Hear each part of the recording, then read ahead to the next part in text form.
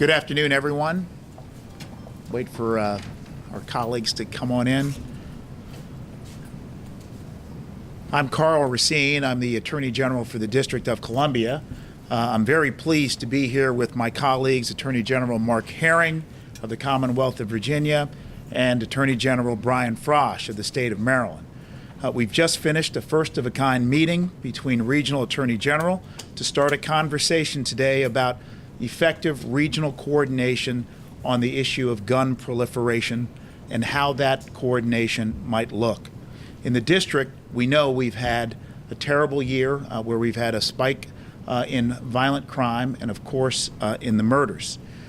We are taking action, and we're taking action with our partners. I should first say that as a preliminary meeting that we had prior to today, I met with Chief Lanier, ATF, Acting U.S. Attorney Channing Phillips, as well as the U.S. Postal Service, to get an idea as to how illegal guns make their way into the District of Columbia. After that meeting, we reached out from the Office of Attorney General in the District of Columbia to our colleagues in Virginia and in Maryland, and immediately started talking about ways to collaborate. I'm honored to be standing next to my colleagues, and I'm very, very happy. And we had a tremendously productive session where we'll have follow-up action, and we look forward to telling you more about that when you ask questions. Thank you. I turn it over to you, Mark. Thank you, General, and thank you for hosting the meeting.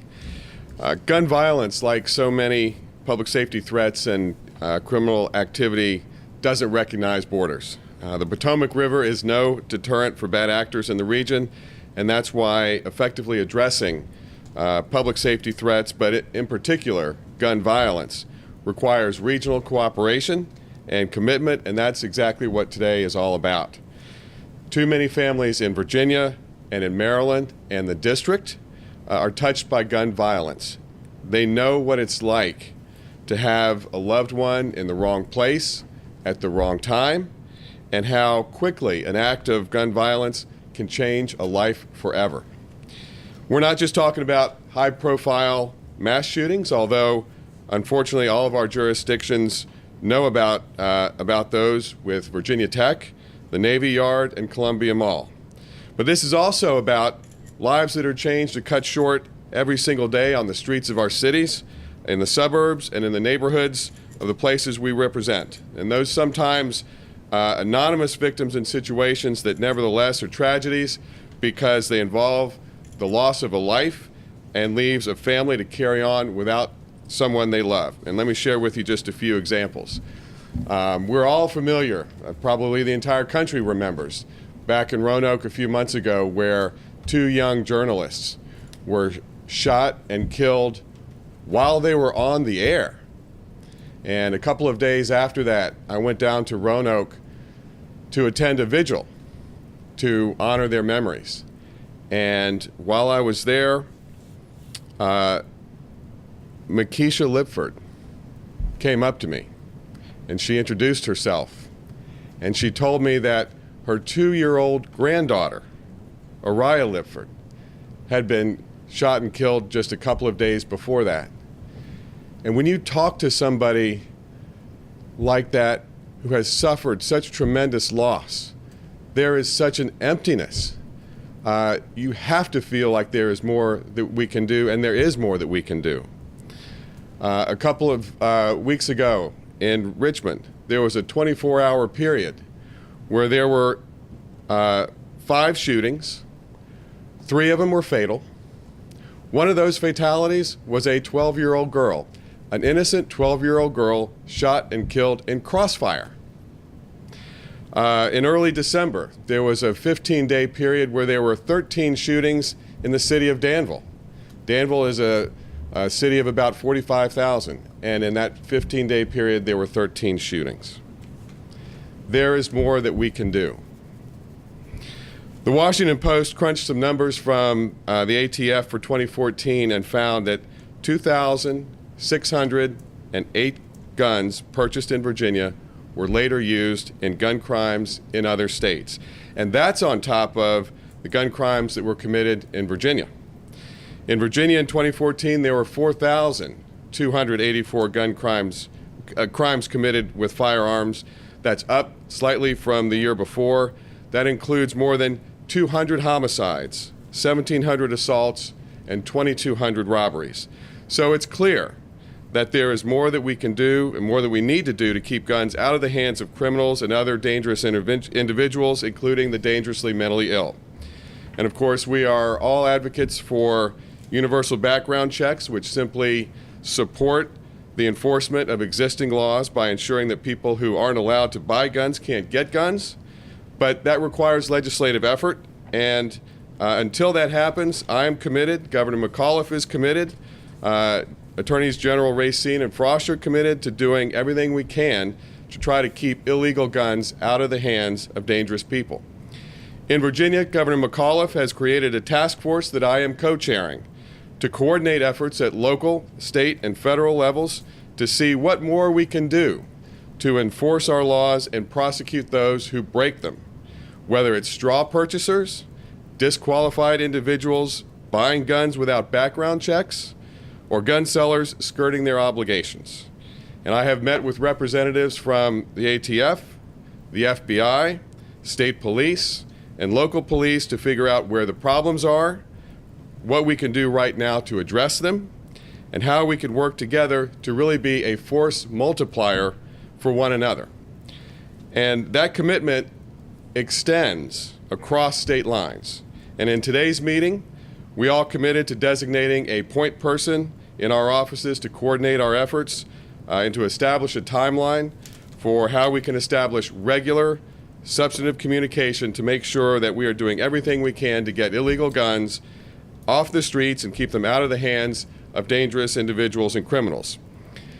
Even as we advocate for stronger laws that we think can save lives and reduce gun violence, we hear that we need to enforce the laws that we have, and all three of us absolutely agree, and that's what today is all about.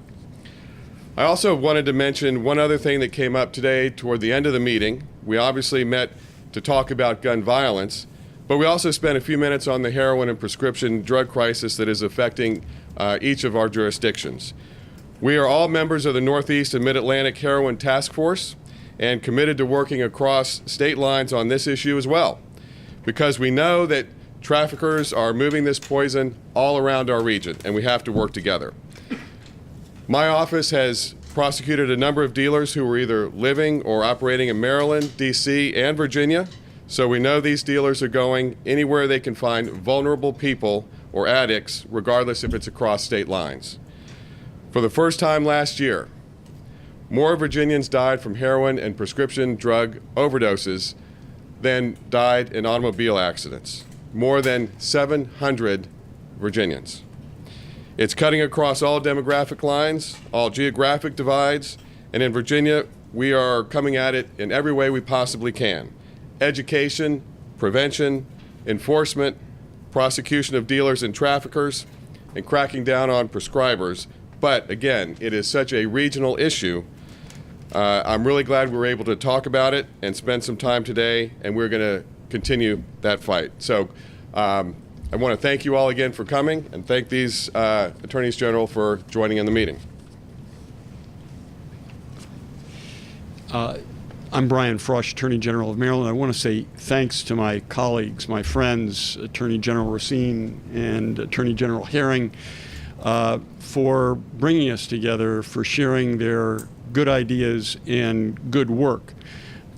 We clearly have a problem regionally, nationally. Nationally, we lose over 30,000 people a year to gun violence. More than 32,000 gun deaths, I believe, in the last year. In our region, Maryland, Virginia, the District of Columbia, we lose about 1,500 people a year to gun violence.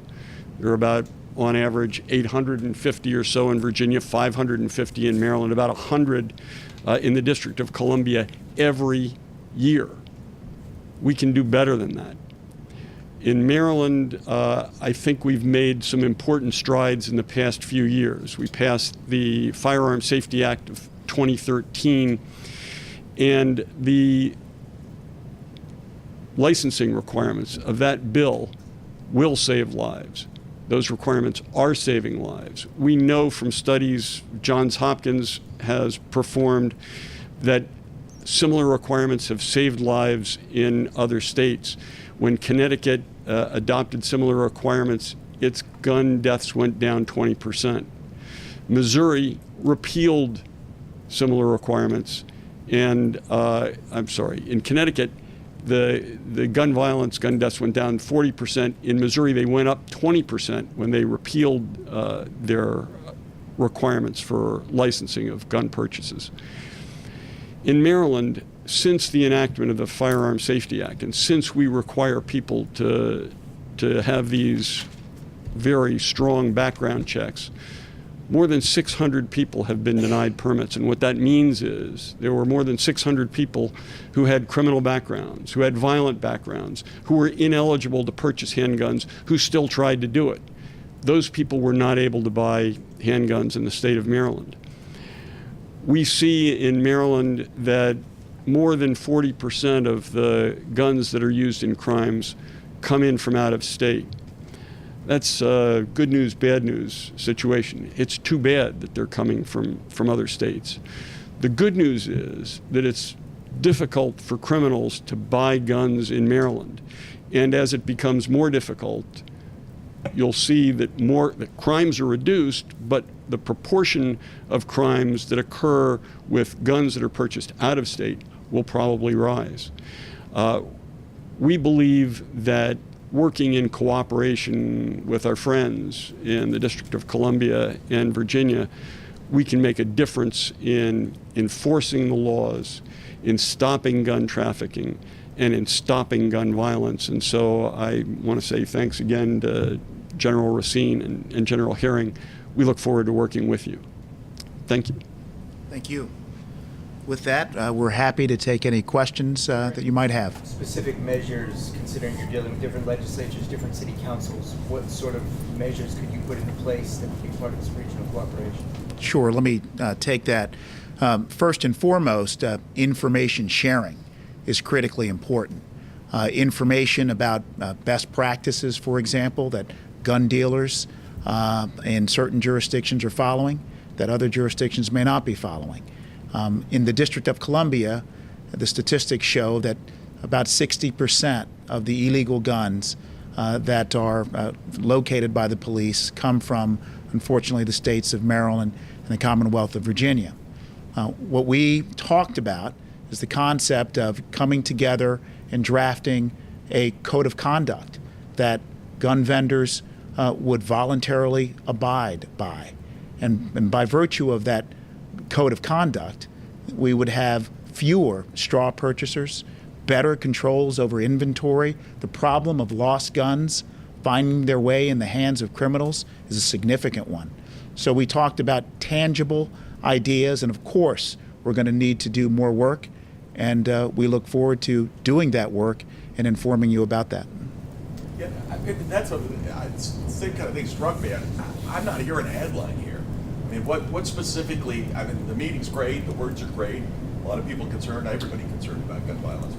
But what specifically can you guys do to improve the situation? I'm not hearing some kind of specific action that you guys are taking. Well, I'm sorry you're not hearing it. I can tell you that the three Attorney General absolutely heard it, and the attendees in that room who were focused on real issues and real sharing of factual information are focused on coming up with initiatives that absolutely will demonstrate that through regional cooperation, we can stem the tide of gun violence. If I could just add, the information sharing is what can really help lead to the concrete steps. One of the things Governor McAuliffe did in his executive order from last October was authorize my office to prosecute gun crimes. So if we get better information about where the sources are for the guns that are being used in crimes, whether it's in Virginia or out of state, then we can begin to gather information to build some cases against those who have violated laws, sold guns illegally, made straw purchases, and things like that. So while the information sharing might not sound like that's such a concrete step, it actually is, because that leads to concrete actions like being able to better enforce the laws that we have on straw purchases and illegal gun trafficking. You mentioned that you are talking about gun dealers or sellers signing on to some sort of plan here. What gives any indication that any gun shop owners would want to team up with you in some of these efforts? Well, obviously first you have to make the outreach. I think overwhelmingly, in my experience as a practicing lawyer, folks in business look to do the right thing. And to the extent there are ways to do their jobs even better, particularly in the business where you're dealing with, be it narcotics or guns, where best practices can be demonstrated to reduce violence, we'll have some willing takers. There seems to be a lot of talk of these gun trafficking coming, or Virginia being a source of gun trafficking and a source of problems for the district and Maryland. If that's the case, I'm confused. Why does Virginia have much lower gun crime rates or violent crime rates if they're the source, if their laws are the source of the problem? We have a lot of outstanding law enforcement agents all across the state. We are working hard to keep our neighborhoods and communities safe all across Virginia. The fact that Virginia is a source state for illegal guns is not something that I think we should be proud of. And if we get information about how those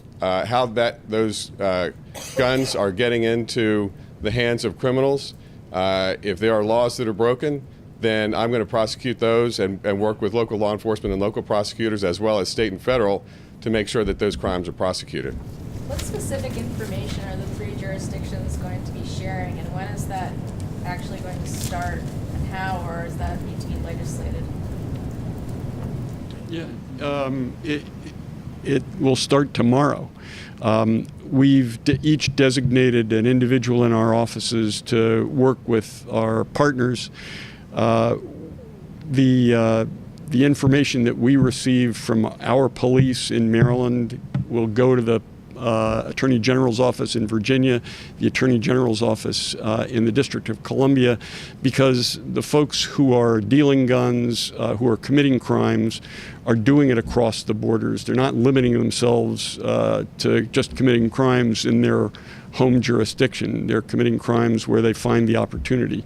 And so the communication between our offices will, we believe, help us to be more successful in prosecuting criminals. I wanted to just reemphasize in response to the previous question that Virginia suffers gun deaths at a rate about the same as do Maryland and the District of Columbia. 850 a year. I mean, if you go back to 2008, runs 800 to 900 a year. Maryland is 500 to 600 a year. District of Columbia is 80 to 110 a year, just about every year. I haven't done the math, but I suspect that that's pretty similar to the differences in populations among three different jurisdictions. And so even though Virginia even though it's easier to purchase guns in Virginia, the number of deaths that they experience, the gun violence that they experience, isn't merely exported. It's experienced by Virginians themselves at home.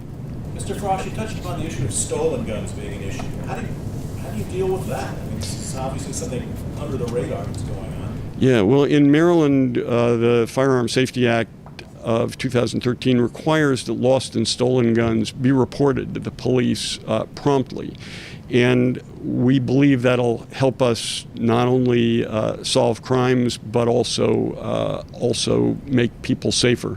If the police know that a gun is out there on the street unaccounted for, it can help them.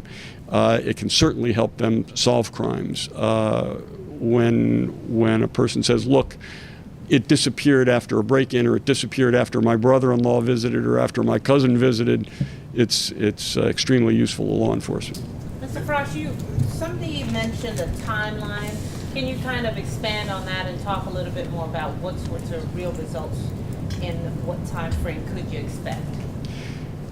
I think it's hard to predict what kind of results you're going to get in any specific time frame. I think this is it's an historic meeting, and we hope it leads to historic results. It's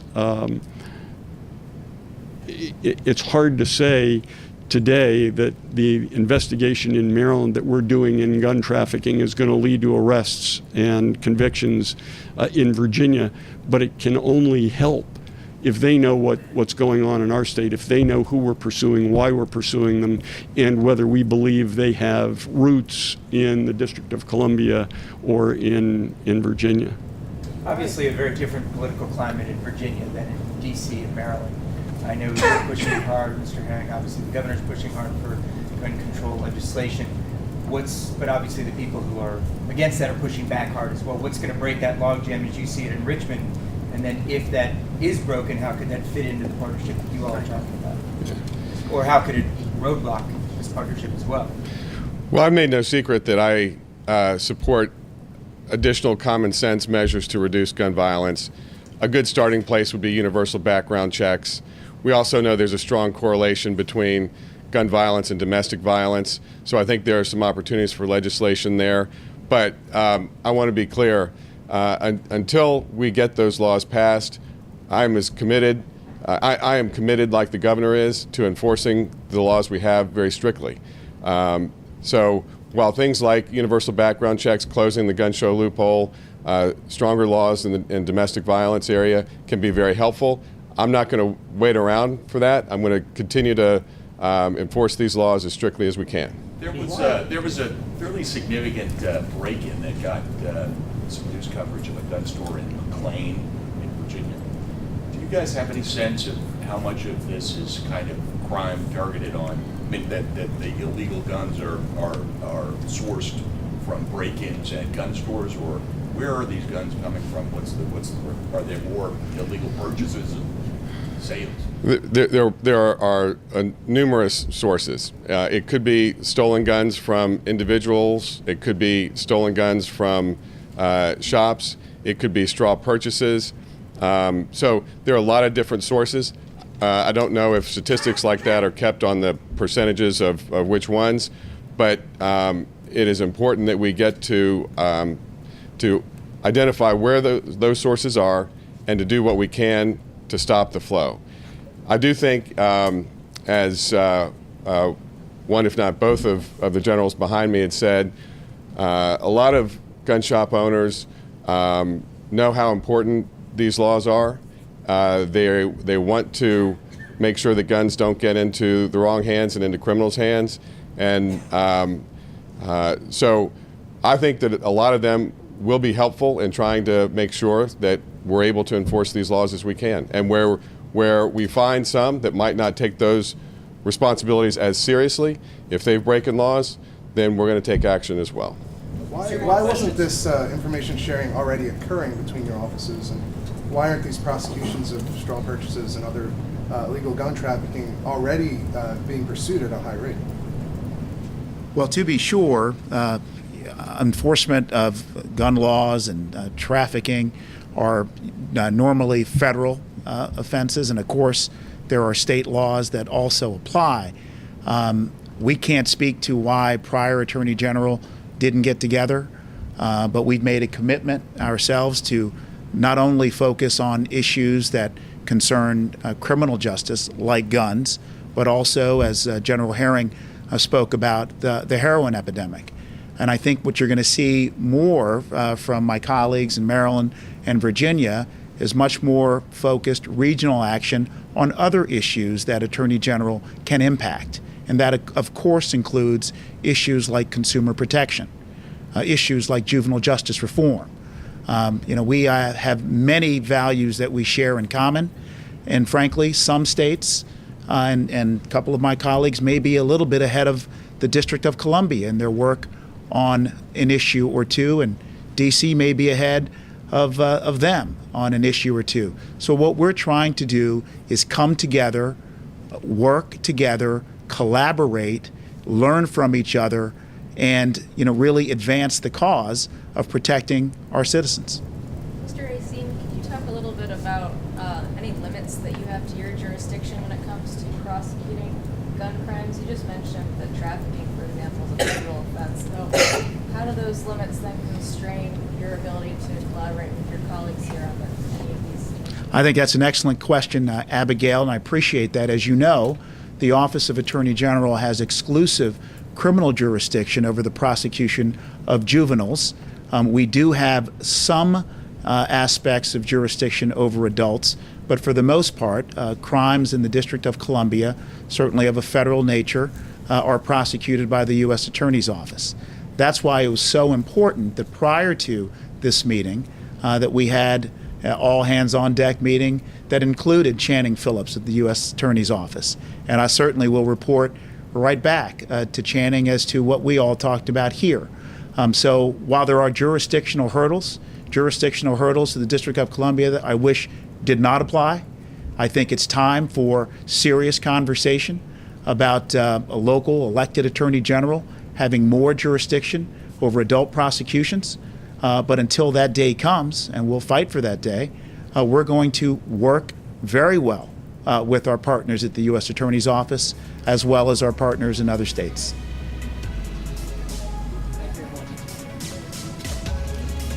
Thank you very much. Thank you.